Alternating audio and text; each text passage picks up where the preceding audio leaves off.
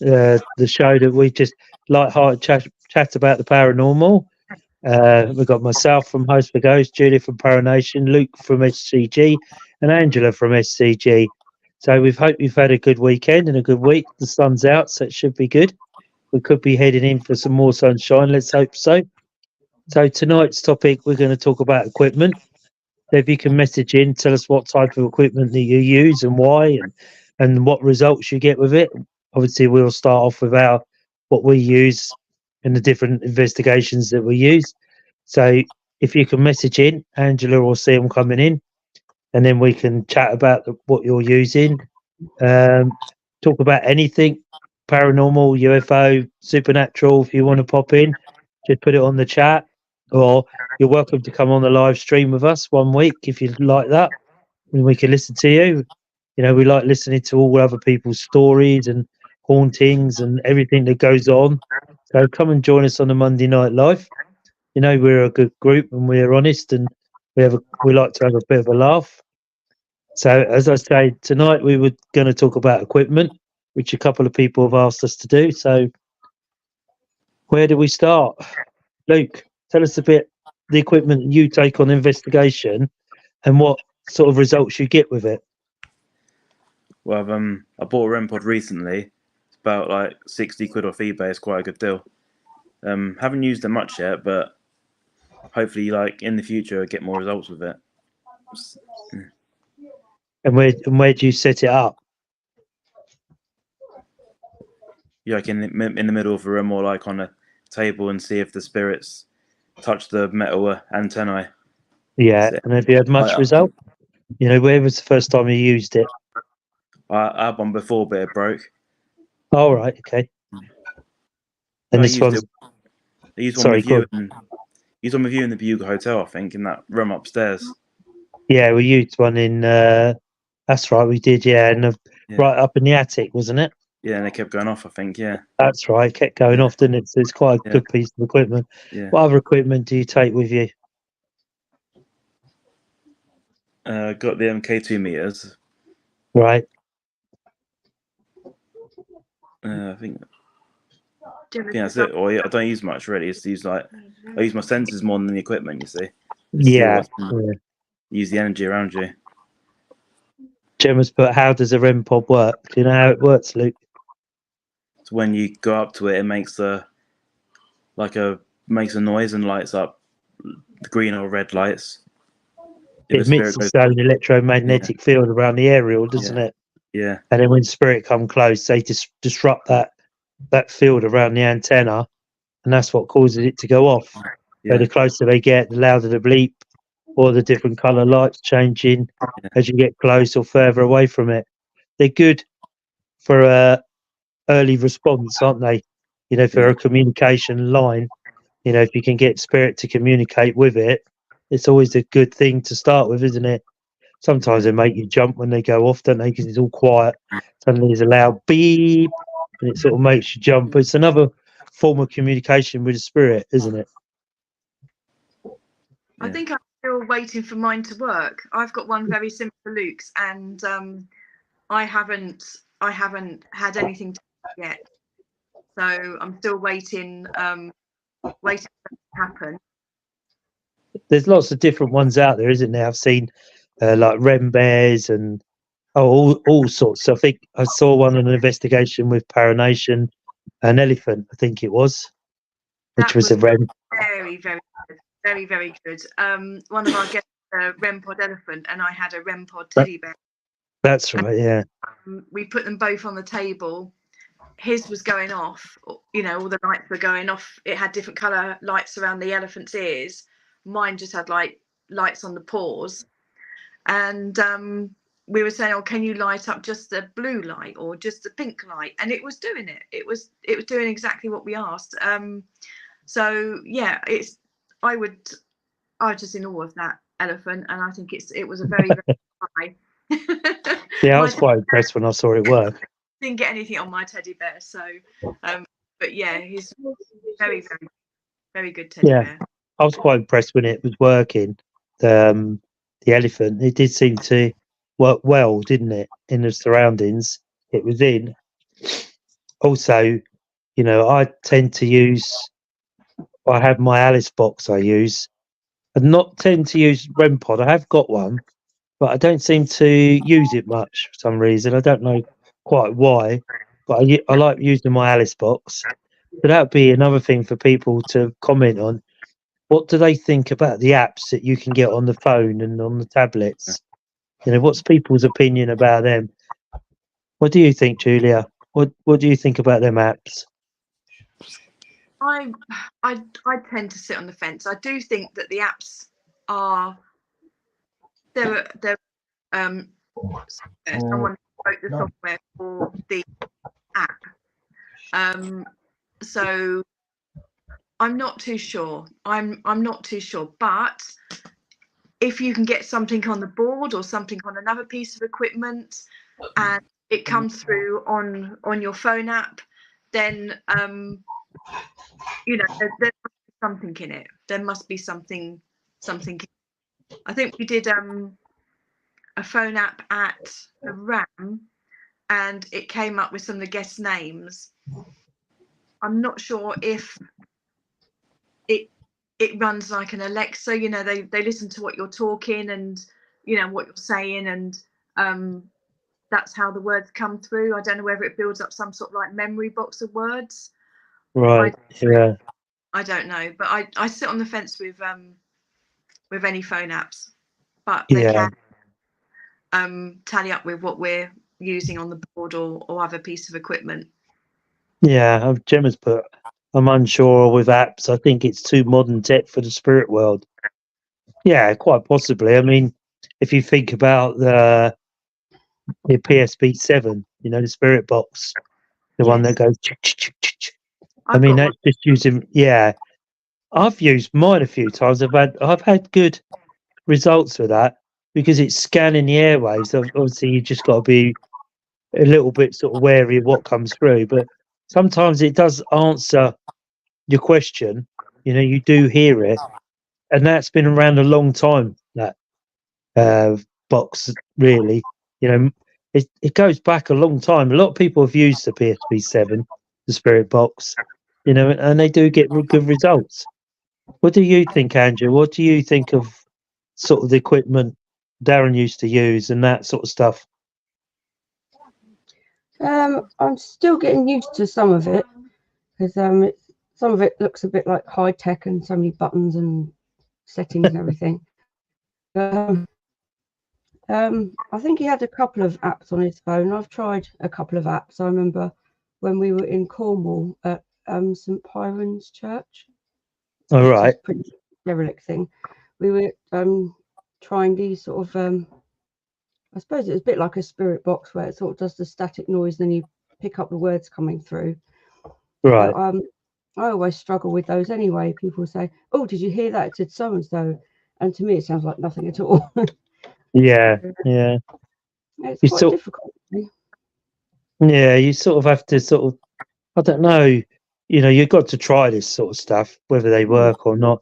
You know, it's like the Alice box.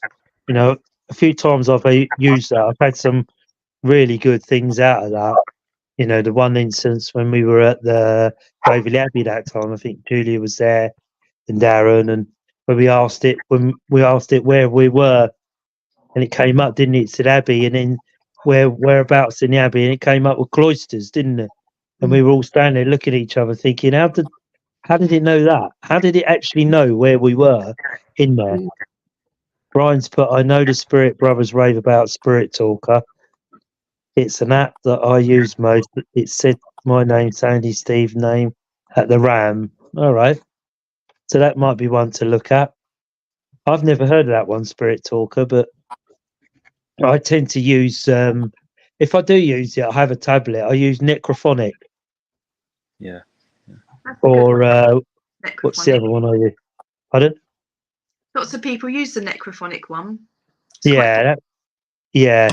What's the other one I use? I've used the Paratech one. Which I think I've got the Alice box on the app. I'm just trying. I can't remember the other one I've got. The other, no, it escapes me. But I've used the Alice box a few times when we was at the Abbey that time. Sometimes it's a bit hit and miss. It comes out with the most random words. But, you know, the occasions that we have used it, we used it in Shepton Mullet Prison once, myself and Jen. And we were I think we were in C Wing, actually, sitting on the stairs. And it was just sort of going slightly dark. Just so I know, we'll run the Alice box up and have the night camera going and see whether we can get anything. And this is when we were still new to trying the Alice box. And it kept saying as we were sitting down 7, 7, 7, 7. Thinking, why does it keep saying 7? So when we looked to our left, there was cell 7 to our left of us. So we left the Alice box running and went into cell 7. Nothing really noises, you know, nothing really think, oh wow, you know, that's why it wanted us in here. And as we came out, it sort of bleeps like a message coming through, and it was going, I was murdered, stairs pushed down. It was something like that. And I've never heard it string a load of words together, only individual words. What was it? Stairs pushed down, I was murdered. And we're thinking, what on earth does that mean?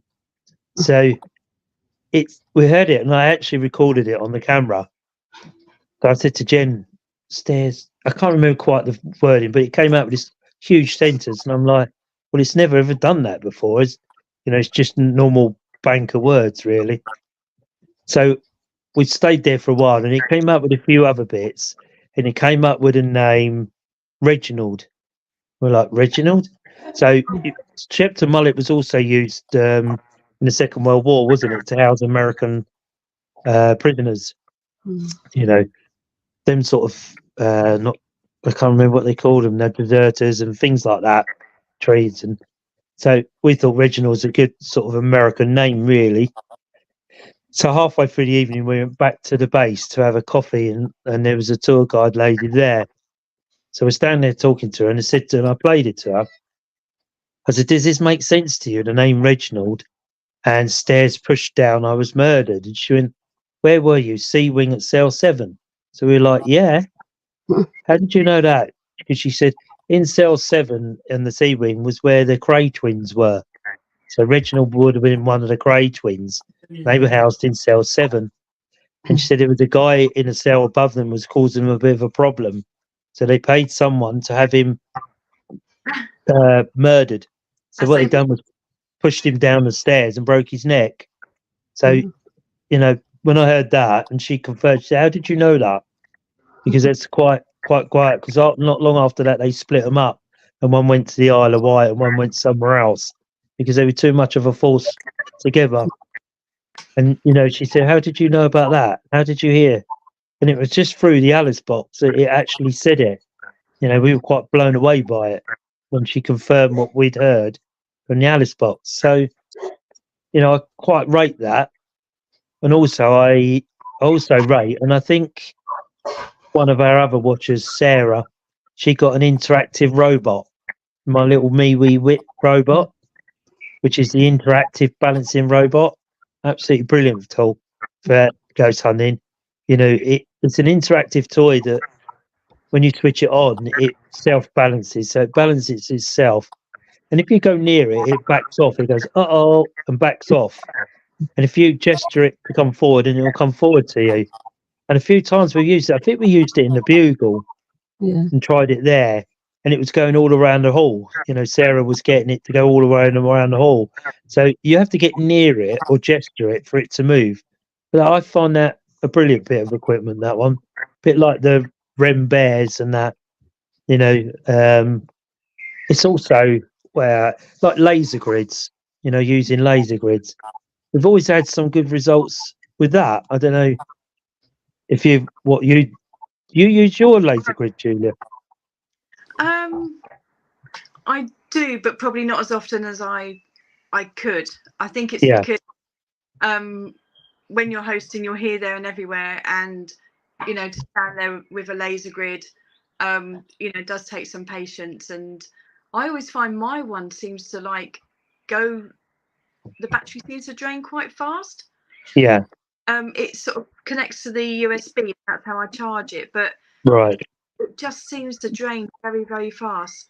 I've had quite a few. I think this must probably my 6th or 7th one that I've had over the years, but they just got lost over the years. But yeah, I probably should use it more, and maybe when we next go down to do an outdoor event, maybe have a smoke machine. I know someone that's got a smoke machine, so Vortex, yeah, maybe we could like do a little experiment.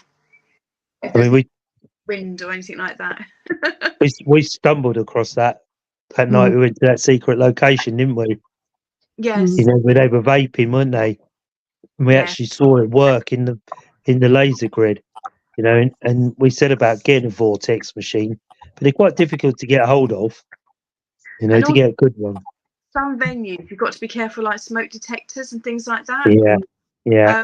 You know, if you use them on like a paid event, then the alarms go off. We're all going to get wet, aren't we? So, you know, I think the only way you can really use it is maybe sort of an outdoor event where there's no smoke detectors or anything like that. Yeah. Generally in a very old building or something. But they're not liable to be any of them stuff. But that's always been a good one. You know, we stumbled across that secret location, and that was just purely accidental, wasn't it?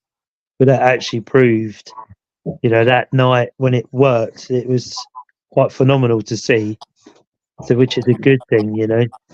I think that does hold, you know, fond memories, because that's I was going to say, Angela and of course Darren's table. Yeah. The table tipping. Remember at the hotel, it went from one end of the room to the other. Yeah, the famous haunted table. Yeah. You know, that table is something else, isn't it? Yeah. How we ever got it charged up like that, I will never know. You've got energy build up, haven't you? It doesn't ever let down, does it? That table. No. You know, it's such a good thing to take with you. You know, did he ever use it at home, Angela, or was it just only out and about? No, we've never used it at home. I was thinking about it, but I don't know. I might get a bit scared on my own if the table starts moving. Yeah, not always a good idea, is it? Practicing these things at home. No. I mean, I know Luke's been on that table a few times, didn't you, Luke? Yeah, loads of times, yeah. What do you think of it? Use it quite a lot at Waverley Abbey as well. Sometimes it has a little knock. Something knocks under the table sometimes as well. Yeah. Waverley Abbey under the tree. Yeah. Yeah. You know, it works indoors and outdoors, doesn't it, really? Yeah. It never fails to sort of get you moving, does it, really? I mean, if it's a quiet evening, then you get the table out and it really sort of kick-starts it off, doesn't it, really? Because they seem to love that table and make it twist and turn. And, you know, if it's anybody watching that uses different types of equipment, you know, send us a comment and we'll chat about it. What else do we use? Obviously, a lot of night vision cameras, night vision lights. You know, I try to... A bit of dowsing sometimes. We've got dowsing, we've got crystal dowsing. Sometimes we do a bit of dowsing. I think one of the main things we use is a little glass. We just turn a little glass upside down and you know, and try and get sort of communication and answers from a glass. Writing planchette we use as well, so they can possibly write their names. The board sometimes, if they can spell, which isn't that often. But that's all back to basics, isn't it? You know, it's not electronic equipment, it's back to basics. And I think sometimes we concentrate so much on the equipment that we miss the basics, don't we? And when you're looking at equipment, you're not using, as rightly said earlier, you're not using your senses, you're not using your, you know, like when you're calling out, the room's, you know, usually like fairly dark, that no one's doing anything, you know, it's all sort of like very, very quiet. You're calling out, you can hear things around you, you can hear footsteps, you can hear, you know, when you knock, they'll knock back, you can hear that sort of thing. Whereas I think if you sort of like go too much with the modern equipment, I don't think you can get that sort of like senses, because you are relying on that equipment and not your natural animal instinct type feelings. And it's a bit like what Gemma said, isn't it? You know, do spirit really recognise the equipment that we're asking them to touch? Do they realise what the red lights are? Obviously no colour. Do they know? Touch the aerial. Do they know what an aerial is? Sometimes I think they're frightened of it. Yeah, like Jen said, sometimes we think maybe they'll see it and just back off because they're really unsure. But when you sorry, especially the noise it makes, like the kind of kind of noise, be like, whoa, yeah, we're going near that. Yeah, and that maybe sometimes we forget that because you could be interacting with spirits that are a couple of 100 years old, if not more. If they're later on, Gemma's put, I think the best is tapping. If you hear a tap or a moan, then it's the best but scary. It is, Gemma. It's very much back to basics. And I think a lot of people do tend to forget that sometimes haunted locations are more audible than visual. So you need that piece of quiet. It's like when you're doing a voice recording, isn't it? That voice recorder will pick up somebody down the end of the tunnel. And if you're trying to listen to a recording, it's very difficult to try and pick out a voice in there because, it was always quite funny because if you I was doing a voice recording, you'd always get Darren's laugh in the background. You'd hear it for miles away, wouldn't you? And you think, oh, bloody hell. And you'd have that funny laugh he used to have. It was, when I used to play him back and listen, he used to crack me up, But, sometimes it is very audible. People forget, it can be very audible and you've got to sit there and you've got to be quiet and patient. Spirit understand 2 taps for yes, 1 for no. Then if it communicates that way, then it is how it is. Also, you've got to remember our language has changed over the years. Because they would have used old English phrases, not what we have now. Go onto YouTube, and if you type in the English language through the centuries, I think that's it, and you listen to that, it goes right back and you wouldn't have a clue what they were saying. It's only when it gets to like the 17th century that it sounds, you can pick out bits and pieces that sound similar to what we hear today. 18th, 19th, and I think maybe that's why we can't go back too far and communicate with people in the 1300s, 1400s, because they don't understand what we're saying.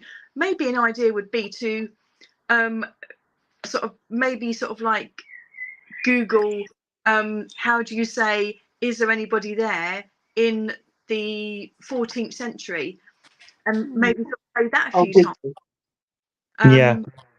So that they so they understand. Very true. Yeah. Good point. Very good point. If anybody's watching here's got a stop point on that, drop a message on here and we'll see it. But it's a very good point how our English language has changed, like Julie was saying, how our English language has changed so much from the 12th, 13th.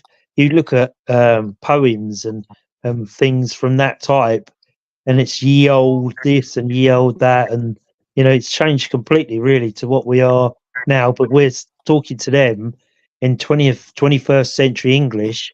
Do they understand what we're saying? Do they think we're what are they on about? What are they talking about? What on earth is that language? It could even be like our dialect and our voice, couldn't it? That's changed over them hundreds of years. Maybe our pitch of our voices and our dialects changed, and they don't understand it. You're thinking we're getting it, and if you can go for 2 taps for yes, 1 for no, maybe that's a very basic communication. They understand that because you tend to knock twice, did you? Can you copy me? Knock, knock. Do they understand copy me? Who knows? Do they understand? We're asking them to do all these things in 21st century English. Do they actually understand what we're saying? You know, you think, what are these nutters on? You know, and that, you know, that often I often think about that, you know, because you get dates through on the board, don't you? 17, 18, 1900s, and they communicate. And some of the words that come out on the board, you think, what on earth does that mean?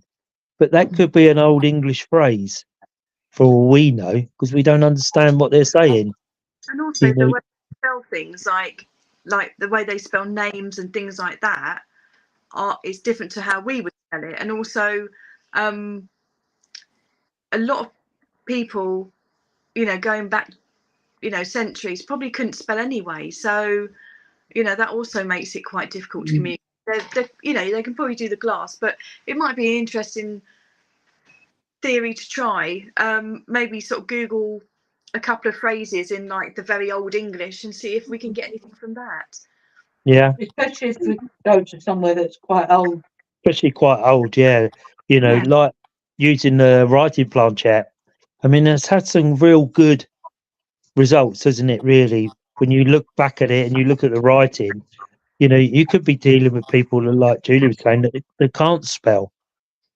You know, in them days, not everybody was educated, were they? No, they You just know, went to work, you know, especially like chimney sweeps. They were young toddlers that they used to send up the chimneys, and a lot of people weren't lucky enough to have an education. Work houses, different work houses. so with that in mind, some equipment is more about valuable than. Well, yeah, I mean, that's a good question, Gemma. You know, maybe we missed the point of going back to basics, like we were saying, like Julia and Andrew and Luke were saying. You know, you say to them, "Can you touch the REM pod?" And it beep, you know, it screams, doesn't it? And they might think, "What on earth is that?" You know, and then they back off because it's something that they're not familiar with. If you get someone in the later turn of the century, they may understand what that is, but any earlier than the century, then maybe they don't know, you know, writing. You know, they scribble, but is that because they can't write? Because they can't read? You know, and some of the messages on the board are very strange, but is that because they can't spell? They don't know how to spell their names or, you know, what they're trying to say. So maybe going back to basics, 2 knocks for yes, 1 for no, or, you know, like the writing planchette, you can understand some communication, but the writing planchette's always come up well, isn't it? It's always given some quite impressive stuff, you know. Yeah, For yeah, and when you look back at it, it looks like a squiggle. But is that because they couldn't spell? I don't know. You know, it's interesting. You know, we go back, and when they say they're from the 15th, 16th century, and yet we're talking. Can you touch the red and blue lights? Can you talk to this? Can you come up to this red light? And you know, you were asked to bombard them with all these questions. Do they really understand what we're asking? You know, and it's back to that. And you know, a very basic form of communication is the human pendulum, isn't yes, it? another good one. That's very easy for them to understand. But yeah. And we've had some good contact through that. You know, some good information. Especially at Wormering. Wimmering, we had some real good information come through on that. You know, it was, even though, you know, people watching that, we start the human pendulum off and then let the guests ask questions. So you go. Sometimes you can influence it by your own spirituality, I suppose you could say. By being spiritual, you can influence the circle the same as a board. You know, I don't mind starting the Ouija board off, but I tend to back off the board because you don't want to influence it. Or somebody say, well, maybe he was moving it or she was moving it. Or if you're not on the board and it's just a guess and it's doing it to, you know, you can't have done anything, can you? It can only be their interaction with the spirit on the board. You know, I find the human pendulum fascinating, to be honest. You know, and that's a very basic communication again, isn't it? You know, and we bombard them with these questions of who knows. Gemma's put, also, I wonder why sometimes get emotional or feel sick, etc. What's all that about? Twice I've been freezing cold, and one my ear was burning and it was too hot to touch. A lot of that's to do with how close does the spirit come into your aura or into your energy. You know, we get different feelings. It's a lot of times they call it mannerisms. You know, when you can feel. It's like if you're giving a reading and you feel very emotional. It's not you that's emotional; it's the spirit that's coming through. You know, so they come that close that you actually start to pick up. I'm sure is it mannerisms, Jen? It's called mannerisms. You pick up their mannerisms. They might be, really excited that they've got communication with on a human pendulum or on a planchette, and somebody feels around that circle, very happy, thinking, "Oh, I've got butterflies. Why do I feel like this?" Or I feel very emotional now. It's because spirit come that close that they actually, could disturb your aura or your energy around you, and you start to feel how they feel. And it's also like, if you think about it, mirror scrying. That's another basic stuff, isn't it? That's another thing we do. Yeah, yeah. And you think of the results, and that's very basic, isn't it? Someone staring into a mirror. There's no technology involved in that at all. And I remember seeing it at the Lamb myself, Jen, and that. I was just astounded by it. To the Devizes Town Hall. They booked on Devizes Town Hall. So that's mainly what they do is the scrying. So I think I've seen some pictures. Somebody went there a week or so ago, and there's got to be some big mirrors in there for my two friends to sit there and do their bit of scrying, because they're so good at it. And unreal, unbelievable. They're really, really good. So I've never seen. I've seen a few times people do it, but when we were at the Lamb, that was just a different level. Honestly, these ladies were so good. Pardon? I've taken like loads of photos because I love my photos. So I was taking like loads of photos, and when I look back at my photos, there's some blank ones, and I'm like, well, there wouldn't be blank ones because I'm just like that taking photos. Yeah. There's no need for blank ones. But yeah. I think the thing that scared me was the eyes. I think that was me really, too. and even I'm even getting like goose pimples now. Yeah, but Jen's nodding away here, going, yeah. I mean, we were upstairs in the Lamb, and the ladies were doing it, and she said, and you could see her face changing, like sideburns coming, and her face was changing, and then it was the sudden, like, I'm getting goosebumps now. I know. It's the sudden, like, when she said, "Can you see her?" and her eye, though her head didn't move, but her eyes, the way they looked at you around that room was quite scary, really. She was just, it was just another level of scrying, I think, and Jen often says, "Oh, I go on these ghost hunts and not much happens." But obviously that night at the Lamb, when it all kicked off, and the mirror scrying was just another level. Them ladies are so good at it. If you ever get on an event with these ladies that do these scrying, Julia will tell you their name. Scrying. And they're just another level of doing it. It's just, I've never seen anything like it, where the eyes can look around the room but the head doesn't move, and it's the most creepiest thing. Right, the eyes is like, the eyes just seem bigger than her eyes. Yeah. And they're white and wide, and you can see it. Look, oh my god. I think even on that one. I think it's happened on a few events that they've been on, where they've done the scrying, and I've popped my head in to have a look, and yeah, it really is something. They've really got special there. Julia, right, I'm going to teach you how to say it. Think of crying. Say scry, scrying. I keep saying it wrong. Scrying. No, not sky. Scry. I always say it wrong. I always get it wrong. Hi, Paula. Hiya. I always get it wrong. Jen always corrects me. It's not that. But or scrying. But if you ever get to see these ladies do it, oh my god!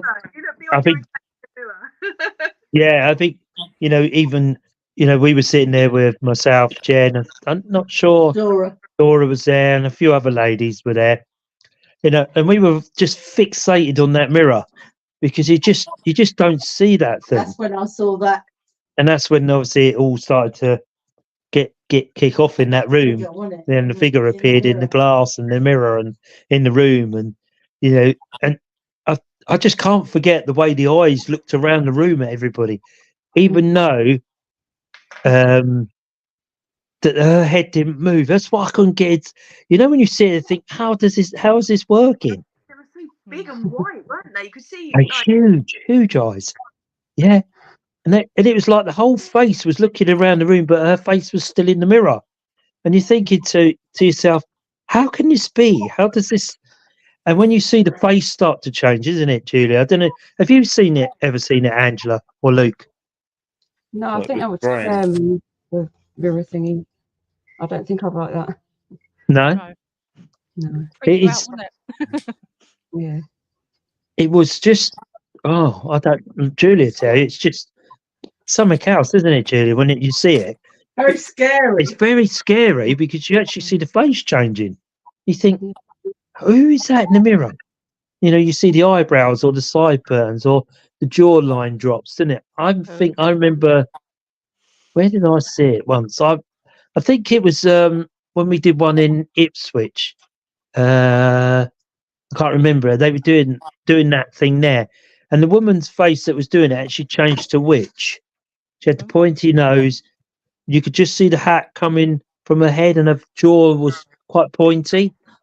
That was the first time I'd seen like a face change in a mirror. But having that one at the Lamb was just yeah, I've never seen like where it looked around the room at people, and it seemed to look and stare at individual people. That was the most freaky part. Yeah.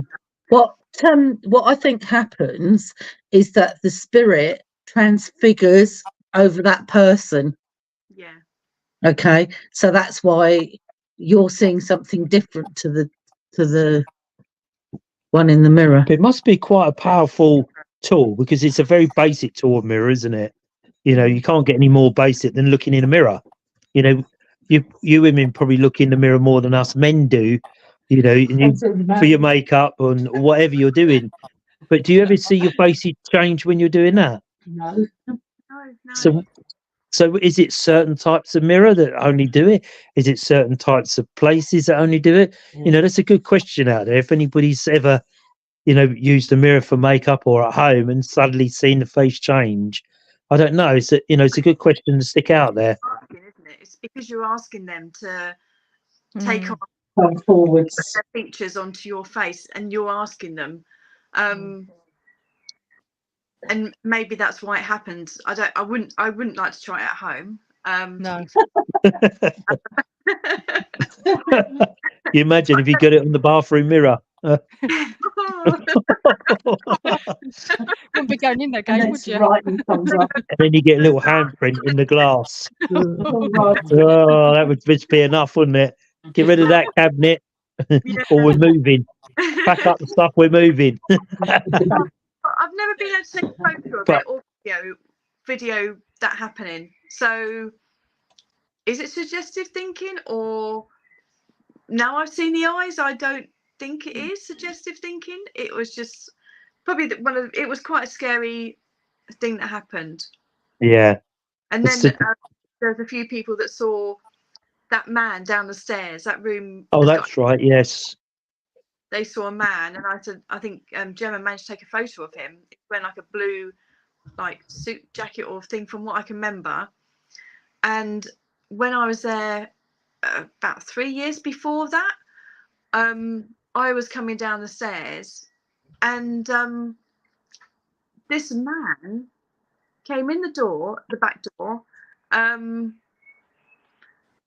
went into where the toilets were, came out, looked up through the door up the stairs, and then walked out. Did exactly the same as what those guys saw about 2 or 3 years ago.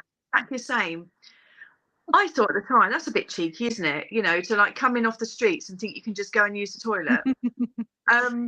But maybe he wasn't. Maybe his job was to come in, and maybe they weren't toilets at the time. Maybe there was something else.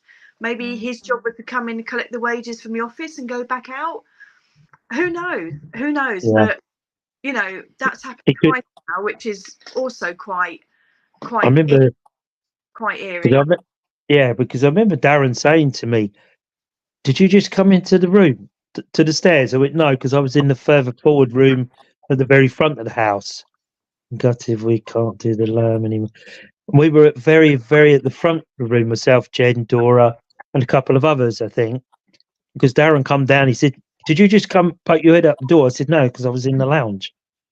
And I said to him, "Then what happened?" He said, "You ain't gonna believe," because I think, Luke, was you in the room with Darren at that same time? Yeah, but I wasn't near the stairs. I was on the bed bit, so I couldn't see Oh, the. so you couldn't have seen the stairs. No, I wasn't. No. Right. Because, he said, "I've just seen someone look up the stairs and shut the door again." And I'm like, "Well, that can't have been me because I was up in the lounge at the front of the house at the time." So that was very interesting. But, to talk about basic equipment, mirrors, using a planchette, maybe next time we all go out together, we should just maybe go back to basics, and see what sort of responses we get. Human pendulum always produces a good result, and that's very basic, isn't it? I've Asking got them to, a mirror that I take on ghost hunts, but it's only like a very tiny mirror. So if we did sort of like one of our field events, yeah. we'd have a little tiny mirror. If anyone's got anything bigger, and maybe a bit skying like that, but mine's so tiny. We got a bigger mirror. No, because they're all kind of fixed, aren't they? Yeah. Might be worth. I've got quite a big round one. Hang on. Have you? Hang on. Yeah. I just thought of some.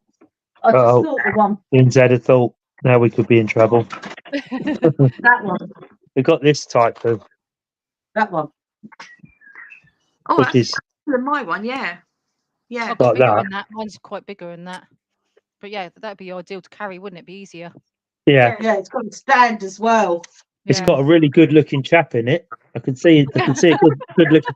Put it on. Put the light on the back. Oh, it's one of them. Ah. That's what I do my makeup and my hair in. So yeah. So going back to what Jen was saying about using the basics, sometimes we miss it because we're so fixated on using the ITC, using the PSB, even voice recordings. We're so fixed on getting this communication, and maybe we are missing the knocks and the taps and the things moving because they're, some of the equipment we use is quite noisy, really, isn't it? When it goes off, like Angela was saying, if it gives a loud screeching noise, or maybe spirit thing, oh, I'm not so sure about that, because they wouldn't understand what they were touching. The interactive robot is quite good because it's gesture controlled. They don't have to go near it. They just got to sort of just gesture and it will actually move. So whether they would understand what it was, again, I don't know whether they would understand what that robot was, but it moves when they move. Is it something that would scare them? I don't know. Like the REM elephant bear, all them lights and sounds going off. And it did work. It was quite impressive at Wimmering when that was working down in the basement. It was very good. Is it something that maybe you're communicating with an adult rather than a child or an infant? Maybe an adult interacts more with the equipment than a child. If you think the other basic equipment as well, really, we're missing is a cat ball. We use them, don't we? Yeah. Of course, the best piece of equipment we go and we all take it with us and we use it. Some of us use it more than others. Is your body. Yeah. You walk into a haunted location. Sorry, Julia. You can just tell, can't you, when something's not right? Yeah. It's like if you walk into a room and somebody's had a row, isn't it? You as soon as you walk in, the atmosphere is different. There's something different in that room, and so we seem to forget to use our body, don't we? Somebody gets goosebumps or your hair stands up on end. it doesn't do it. It's doing it for a reason, and we tend to ignore that. So, got goosebumps and carry on. What if we stood there and tried to interact with that? Is that spirit that's, touching us or trying to give us a clue that they're there? I think sometimes we miss these types of interaction, and you say, oh, the hair's standing up on my arm or my back of my neck or whatever. They're doing that for a reason, aren't they? Your body's telling you something for a reason. And that's, I think sometimes we do forget that. We're so fixated on getting a contact or whatever on it that we miss that. And maybe, next time maybe we should try and take your equipment obviously, but try and keep it as basic as possible. And if you get interaction, knocks, taps, sounds, voices, whatever, it's not the equipment that's geeing it on. It's just very much back to basics. If you think ghost hunting 100 years ago wouldn't have had this type of equipment, would they? No, it'd probably just be a seance and a board. Yeah, it'd be the old Victorian tea parties, wouldn't they? In them days, that's what they were called, weren't they? The Victorian tea parties. They would have like Jen said, tea leaf reading. Oh yes. It's another very basic form, is it, of communication? And we forget all these bits because we so want to contact, don't we? We so want to see one or interact or whatever, and being at the baseline and thinking, you know what, if I get a feeling, I'm going to go with that. If the hair stands up on the back of my neck, why is that?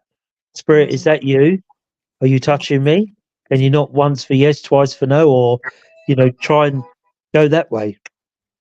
And it's like feel like someone is like, I always think feel like someone's just about to like walk over my grave type feeling.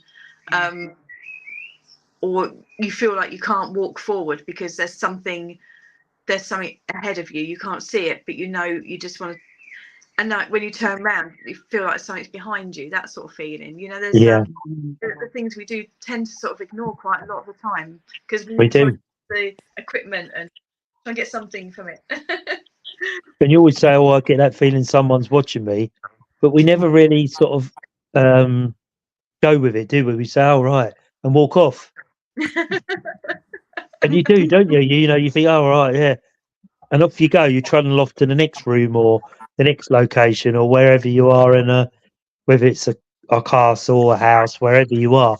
You go, "Oh, yeah, okay," and off you go. But maybe you need to stand there because for some reason your body's having that emotion, having that feeling, the hair's sticking up. Your body will tell you whether it's safe or not because you get a fight or flight mode. And sometimes, you'll get the nervous feeling. You think, oh, well, I've got butterflies. Why is that? And then off we go. We trundle off to the next room. But if we stay there and think, okay, spirit, why am I feeling your butterflies? What, try and give me an idea or try and talk to us or say something or do something to tell us why you're giving us butterflies or, we're feeling this feeling. Dizziness is what I get. And Jen tends to get dizziness in spirit that close or like cobwebs on her neck. Yeah, Feels like she's got cobwebs. Do you, around your face? Yeah. What do you get, Luke? It's like a tingly feeling on the top of your head. Tingles on top of your head. I get that. Yeah. Like static. Do you mean like the crown chakra? Yeah, right on your head here. What about you, Angela? What do you get when spirits around? I just get like a shiver go like all through me, not just like a little bit, just like the whole body, and all my hair stands like all over. What about you, Paula? Well, mine was down to my hands, wasn't it? I feel a cold sensation, whatever side they are, and then you get through your body and everything else, sensation, basic coldness. So it varies where they are. I sense them, I suppose, where they are, which if it's the left or the right side, where they are, basically. Yeah. And it's like people that do the pendulum in the middle, they get different feelings of emotion or tingling or their hands are cold or, and when you ask the questions after, they don't always remember the questions you were asking during the when you're doing it, which I find very strange, that they don't all. Sorry? Probably just being a pendulum. Yeah.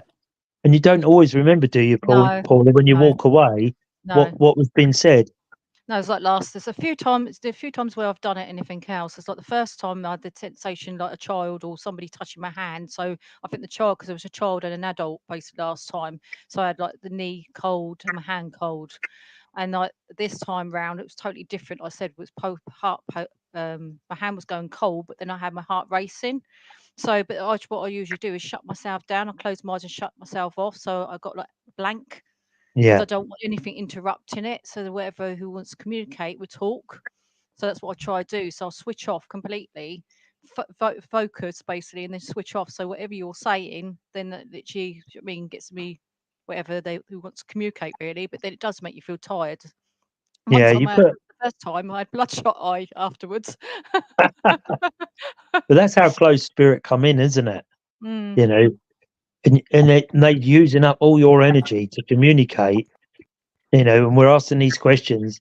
And a lot of times, again, it's a form of communication, isn't it? Again, like using the writing planchette, and again, the REM pods, or, the bears or the elephants, and it's all these forms of communication, like the board, you know, it's all different forms of communication. But the pendulum is very sort of back to basics, isn't it? Because you're asking yes, no questions. yeah. There is no emphasis on, oh, do you know what year it is, and is it 1984, or it's yes or no. So you're very basic communication. And also us as investigators and many years of doing it sort of tunes us in, because we're trying to think of the question, and and you're saying it's got to be a yes no answer, and yet sometimes, and what amazes me is how spirit will move that pendulum before a question's been asked. Mm. So is it that they can read your mind? Is it that close in a circle they know what you're going to say next? A few times, you go to ask the question, and the pendulum's already moving before anybody.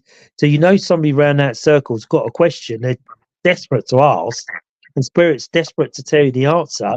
But obviously, when you say to people, who's got a question, people think, well, no, I'm not going to say anything because I might look a bit silly, and we put it out there when we do it. There's no stupid questions. There never will be. Nobody will ever laugh at a question, because it's a very basic yes or no question. I think when we remember when when Darren was there, when did the Stampshaw one, I think else, and Justin did it the first time, and he got over emotion, and everything else, and the questions we were asking, and everything else, I was thinking things in my head, and automatically I started saying things, because the person whoever it was, the caretaker, was saying things, and it was like it was telling me, and I was saying it to Justin. It was like, trying to tell me things. Basically, it was really weird. It was at the time, but yeah, sometimes it's like you say something to somebody, to the person, and they automatically can read your mind what you're about to say. The ghost Yeah. can, basically. So automatically, when you ask that question, it's done, isn't it? So it sort of makes you wonder how spirit can do that. Mm. Sorry, Julia? I said it's the same with the dowsing rods. You can hold Mm. them and just think of a question, they'll move. Yeah. I use them a lot by myself, with no one else around, so there's no other interference, and they'll just move. I think And it it's makes you, with the hanging pendulum. yeah. So do you think spirit can read your mind? Mm. They Well, seem it's to- all mind. I think so. It's all mind to mind link anyway. Well, yeah. So yeah, Yeah. So that would answer your question why they were asking. Hi, And Sarah. I think sometimes as well, sometimes something comes in your head. It's like they've put it there. It feels like sometimes, because sometimes you're yeah. standing there and they Then say it's mind to something. mind link. Yeah, and then automatically you say it and you think, oh, okay. And they said, like, I remember that Stampshaw said different things, because I felt something. Basically, this person was in a fire, and that he had a loved one, and it was very emotional. And Justin was getting very emotional with it afterwards. He did get very emotional when tears come down his eyes afterwards. But I felt like, because I had a connection with Justin, because he's my other half, I think he wanted me to ask them questions, the person, Yeah. I mean the ghost, because I was that connection. So it was just really in my head, and I said it, and it was like, oh, what'd you say that Darren was saying? Yeah. So Sarah's Rapson's put on here, maybe because ghosts work on waves and so does the brain, which may be why they can answer before we ask. Yeah. True. Or can they actually put the question in your head? Yeah. They've given you that question, you ask, you think, why have I asked that? Mm. You know, Mm. you know, are they? I imagine they're that clever that they can put a question in your head for you to ask. Mm. You know, and they've already answered that, haven't they? Because that pendulum is moving, or you know, the glass is moving, like Gia was saying earlier, with a glass on a basic table. You know, and it's like table tipping. You know, sometimes you ask the table, and it's already doing its stuff before you've really got in full swing. You know, it's walking on one leg, or you're just about to say, "Can you go up on one leg?" And Luke, you know, you've used the table many times with Darren. You know, before you've asked it, it's going up on one leg. So is it that they're putting that question into your head for you, for it to already be done? Do you understand what I mean? Am I making that clear? Yeah, Yeah. I understand that. Yeah. So, you know, it makes you wonder, they come that close to think, right, I want to ask the question. What if we said to them on a very basic thing, what question do you want to ask us? Yeah, that'd be a good one. Why don't we ever say, what do you want to ask? Do you want to ask us the question? Mm. You know, have we ever thought, have you ever tried that, Julia? Have you ever used that before? Sometimes I think on the board I've asked, you know, is there anything you want to say to us? I think I've gone sort of along those lines, but I don't think I've ever said, you have a question for us. I think it's like, you know, is there anything you want to tell us or anything you want to say to us? But I don't think I've said, do you have a question for us? But it's well worth a try. Yeah. It's worth a try, isn't it, on the board or whatever? You know, even on a planchette, you know, writing planchette. You know, is there a question you'd like to ask us? Because we're forever asking them questions, aren't we? I ask them if they want me to their. Sarah's put, I ask them if they want to me their story. Read this, maybe read their story, maybe. Read their story, maybe. Yeah. Maybe. Or tell me Tell their the story. story. Yeah. Yeah, hi, good evening, Sarah. Welcome along. That's an interesting. And Sarah, what response do you get when you ask that? Do you know what they want to ask you, or is it still early days, or do you actually get an answer to what you're asking? Because I wonder whether we should try that next time, is ask the question, is there something you'd like to ask us? But we always ask them, don't we? Mm. You know, what year is it? How old are you? You know, I've always said, like, sorry, no, it's all right. I was gonna say, with William and that time age ago, we are like when we was at that police station. I said, who do you want to talk to in the circle? And because they were children, they want to talk to William. Yeah. So that I was like, who do you want to talk to? And it was literally him. And I thought, fair enough. Do you know what I mean? So do you think they see our energy differently from a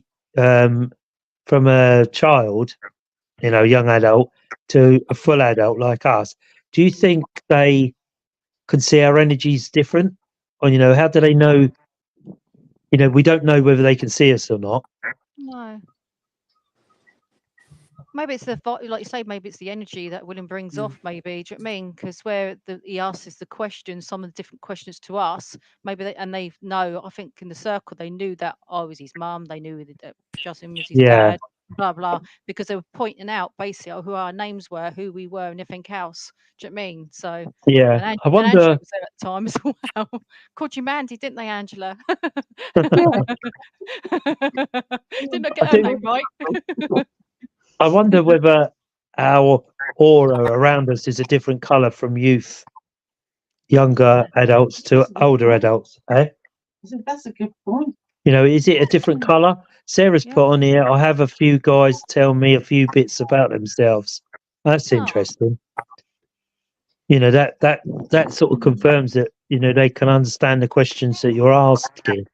You know, and I wonder, like I was saying, if adult aura is a different colour to a youngster's aura, and that's how they know that you're communicating with, like you say, William, because he's a youngster. Mm, mm, You know, it makes you wonder what they see to know. Pardon me, if they're talking to a youngster or they're talking to an adult. yeah. You know, sometimes we go ahead and we never actually asked out. Do you know you're speaking to an adult? Yeah. Are you speaking to a child? Do you want to speak to a child or a youngster? You know, Well, in that station, we asked the age of William, and they knew his age. So it shows you how connection he had with William and everything else. That's what it's just. We was going round ages and everything else, and he knew how old he was and everything. So it's it's surprising. amazing, isn't it? Yeah, I think They're so clever, aren't they? it's clever. You Yeah. know, I think we underestimate them sometimes a lot Mhm. for how clever they really are. Yeah. You know, answering questions and, like you say, they know the difference between an adult and a youngster, and you know, if a child, you know, interactive stuff. You know, like Julia was saying, maybe if we picked up some phrases from the old English and used a few of them, whether we would get it could Mm. even be, you know, at the Waverley, we've used the monk music, haven't we? Played That that. was good. Yeah, that was good. And again, very basic, isn't it? Back to Yeah. music, you know, it's back to basics equipment. Okay, you're using a phone, whatever, but you're using the equipment, a basic tunes or songs or hymns or whatever. And we've had, you know, that's always made a difference there, isn't it? You know, Mm. it starts to sort of, I don't know, wake them up, bring them round or whatever, or they're attracted to that part of the music. Again, that's a very basic equipment, isn't it? It's quite good. That worked really well. Yeah. Yeah. Yeah, that's always seems to work there, doesn't it? Yeah. You know, We did have it's coming up we did have a coming gin up there, to, didn't we, originally? well, yeah. Yeah. You know, that's a Japanese Mm, thing, isn't it? A gin. mm, Yeah, I've done some history reading on gins. You know, they're quite they're very dangerous. mm. Sarah's, but my guys don't like Scottish bagpipes. I don't think there's a lot of people who like Scottish bagpipes, to be honest.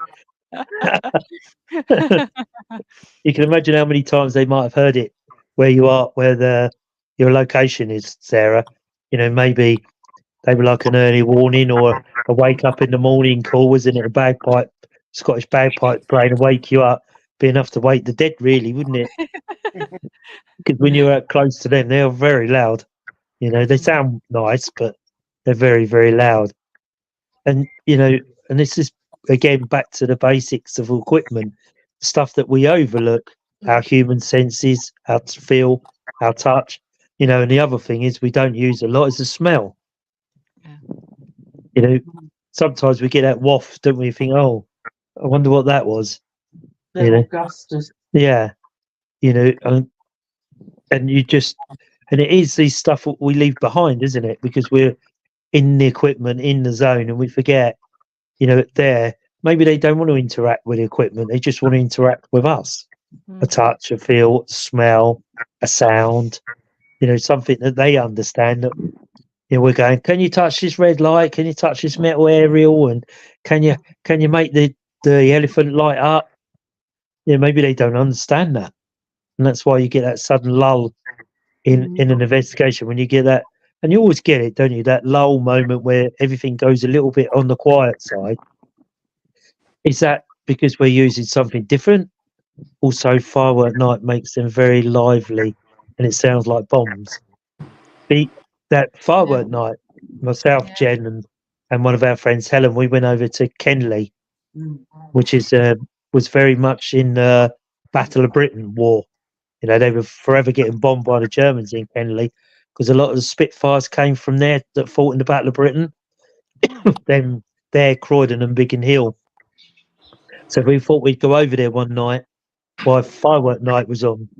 So we were in the what they call the blast chambers where they used to run the Spitfire engines up before they took off after they'd been repaired. And we were standing there. We had a few bits, didn't we? Nothing really to write home about. You know, fireworks going pop bang. So we thought this might stir the energy up because it you know, would it relate back to the war, the bangs, and we walked back out, got back to the main road where our cars were. Then suddenly we heard this voice, and it sounded like Um, a control tower. yeah. it was like Roger that, and we're like looking, thinking. Have you got your phone? We said, "Who's got their phone on?" And we looked; all our phones were off. Yeah. So we walked along the road, looking at the houses to see if they had intercoms on the gates, Mm. and not one of them had intercoms on the gates. So we walked back and stood there and asked out, and we could hear what sounded like a control tower, Yeah. someone talking to someone in the air. Yeah. It was the most, and that was bonfire night, wasn't it? Mhm. We went over there. We thought we'd try it I think it just next to stirs my building. it. Well, yeah, I mean, I can go with that. Sarah's put next to my building is a big main fireworks show. So you can imagine, you know, if they, during them times, if they were to fire off the cannons practicing, you know, it'd be very similar to the bangs from fireworks, wouldn't it, really? Mm. You know, so maybe they can relate to the bangs. Maybe it's a place to go on firework night, Yeah. to the secret location on firework night. Sounds like a good idea. That's What do you good. reckon, Sarah? Yeah. I think we'd be up for that on firework night, wouldn't we, Julia? Definitely. I think that'd be something else, wouldn't it? There, Yeah. you know, with all the pops and bangs and crashing, and I think you'd like Sarah was saying, it definitely stirs the energy up. So Mm. they do understand what's going on. Whether they understand it's fireworks, who knows? You know, would they have had fireworks 200 years ago? Maybe 300 years. I don't know. Well, it was from Guy Fawkes, wasn't it? Yeah, Yeah. gunpowder. That- Have a- Yeah, bonfire night. But they would have had the Japanese When have did they? fireworks, didn't they? When I Sarah's put when it got bombed and lost a lot of lives. I'm Oh. sure we can sort it. Yeah, you can imagine. You know, a lot of people were in them places. They were forward defences during the war, weren't they? A lot of them places along the sea. You know, and if you drive around in the countryside, you know, you see all these what they would call pillar boxes, don't they, in the middle of farmers' fields. You know, and they were another fallback defence if we were to get overrun on the sea. So, you know, the Germans would look for all of these types of targets because, you know, if you were coming in the sea, especially around Portsmouth, Southampton, and all around that area, you know, if they wanted to get ships in, that would be the first place they would have to really destroy. Mm. You know, you're talking about Fort Widley and Nelson and all them. Fort Amherst, is it up there as well, if I remember rightly? You got Southwick, haven't you? And you've got Purbrook. And you've Yeah. got Woodley. What's the other one? I'm trying to think the other one out further. Nelson. Nelson's down. Yeah, Nelson's at the other end, isn't it? Yeah, the top. Yeah. So you imagine they would be forward defences for the sea, wouldn't they? So you can imagine the Germans would be trying to bomb all of them to knock out any forward defences. They could bring their ships or their submarines or whatever into Portsmouth. You can imagine, because there was a big naval base anyway, isn't it? Portsmouth, and it always Yeah. has been. It's Yeah. like Plymouth, isn't it, where Drake sailed from? It's always a very massive naval. Plymouth's a very massive naval place, you know, because it's obviously very famous. Because when Drake sailed to, you know, intercept the Spanish Armada, so you can imagine the Germans trying to bomb all of them types of areas to take them out of commission. So I can imagine in the secret location, you know, it would be exactly the same thing. I have an old World War II shell I picked up off the beach. Yeah, Oh, see, wow. you know, that's quite something, isn't it? To pick that up off a beach. And you can imagine how much equipment's been discarded into the sea, you know, after the war was ended. You know, they would have probably buried all these ammunitions, all of this type of stuff. And that's why when sometimes they digging up foundation of houses, they come across these bombs, don't they? Unexploded bombs. Mm. And they shut roads off and evacuate people out of the houses. You know, that bomb's got there for a reason, isn't it? You know, it's hit the ground and just not gone off. And then all the ground's gone over the top. Everybody's just, oh, that'd be all right. Just bury it under the ground. It'd be fine. And you're living on it. Yeah, until like 80 years later, you're doing a bit of an allotment and up comes a grenade or a bomb. Or, you know, something that's quite random, isn't it? You know, I heard a story once of someone walking into a police station with a hand grenade with Oh a my God. pinboard. You know, all that type of stuff, you know. So this stuff would, you know, possibly come up eventually sometime. You know, you can think how much the ground level has changed from their time to our time, how much we've risen in ground level. So you can just imagine how much equipment is is around and under the ground where it's been buried. I've been told the fort next to me has Spitfires buried in it. Again, Oh, wow. see, they would have, you know, I'd love to see that. I'd love to see one of them come out of the ground. But you can imagine where all this equipment must be buried. Yeah. You know, they got to bury it somewhere because there's very few Spitfires that are still flying. So where are all the ones that actually survived? You know, and all can't be in museums, all of them. They must be somewhere, mustn't they? Ones that are damaged or not able to fly again. Anyway, we've done an hour and 10 minutes, so I hope that answers Gemma's question about basic equipment and equipment. If you have any questions for us, just send us the message to SCG, Host Code, Paranation. Just send us a message and we'll try and answer the questions. If you have any ideas of what you want us to talk about next week or week after or whatever, we've got a few bits. Julie's got, and Paranation's got a few bits coming up. Do you want to tell them about it, Julia? Yes, we got the Old Convent, which is the 29th of June. Then we've got Groundings Theatre at the end of August. That's down in Portsmouth. End of September, we've got Shepton Mallet. That's a sleepover. You can stay the night and you can sleep if you want to. End of October, I think October we've got the Guildhall in Devizes. We've also got Shaw House in Newbury. December we got HMS Warrior. January we got Bombay Sapphire over in Laverstoke. We've just also managed to secure North Fort in Weymouth for the end of March. And in beginning of June, we've got a sleepover and breakfast, which is pastries and juice and that. So that sounds really nice. In the amazing Oxford Castle. Okay. So that's a sleepover. We've been taking bookings already for that one, which is absolutely unbelievable. But thank you very much, everybody. And that's a year. That's next year. That's a year in advance. So thank you everybody who's booked already for Oxford Castle in June 2025. Thank you very much. So if you're interested in any of them and want tickets, head over to the Paranation website. Oh, blimey. Don't know what that is. Head over to the Paranation website and get your tickets. Come along. You'll see most of us there that will be on it as we're there.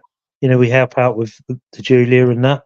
So you'll get to meet us, see how good looking we are in the flesh and not on a square little camera. So if there's no more questions, any questions, Angela, there? No more questions. Oh, okay. So we've done an hour and 12 minutes. I hope you enjoyed this tonight's Monday Night Live about equipment. You know, if you have any ideas about equipment, please get in touch with us. You know, we listen to other groups and you come along. I think Daniel's still in America at the moment on Mythical Legends Bigfoot conference out there. Not sure when he's back the next week or so. So Daniel might arrive on the scene at some stage during the week. He's got his conference coming up on next month, 25th, is it, Jen? July the 20th. July the 20th. His conference coming up in Bridport. Angela's been to one before with Darren and really enjoyed it. It was a good conference. So we'll be there, myself, Jen. Hopefully Angela will be there. I'm not sure about Julia, or we'll have pamphlets from Julia on the table. So we're doing a little bit of a talk before. And then you can come and see some of the equipment we'll have on the table after the conference and come and chat to us about stuff in the paranormal. That's looking like that could be a good conference. You know, it's all about Bigfoot and there's quite a few people. I think he said about 300 people. So it'll be quite a stuff. So I'm not sure if Julie will be there, but we'll have hopefully pamphlets or leaflets or something from Paranation we can hand out and people can have a look, pop onto the website, see what's coming up for this year, the middle of this year and very early beginning of next year. But I hope that's thank you all for coming in anyway from us. I hope that's answered your question on basic equipment. I mean, you may have loads of other questions, what we never covered. But if you do, just send them to us. Send them in. We'll try and answer them in the message or whatever. Or if you have a subject you'd like us to talk about, we don't know everything. We do our research on equipment and all the other subjects. Even if you want to come in and give us an education on haunted dolls or haunted locations and haunted, whatever, we're here to listen. We don't judge. We just listen, and we'd enjoy you to come in and interact with us. We have plenty of spaces. So what we'll say is good night from all of us. Have a safe week, and we'll speak to you soon. Bye.